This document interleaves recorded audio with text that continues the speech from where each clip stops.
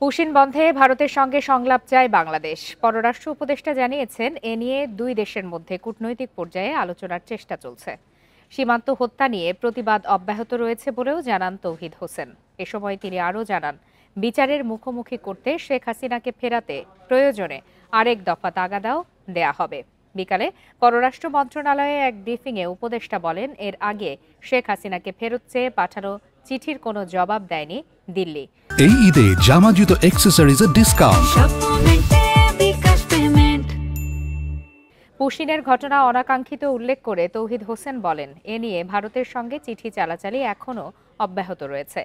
আগামী ৮ জুন দ্বিপাক্ষিক সফরে প্রধান উপদেষ্টা যুক্তরাজ্য যাচ্ছেন এবং সফরে ব্রিটিশ প্রধানমন্ত্রীর সঙ্গে তিনি বৈঠকও করবেন।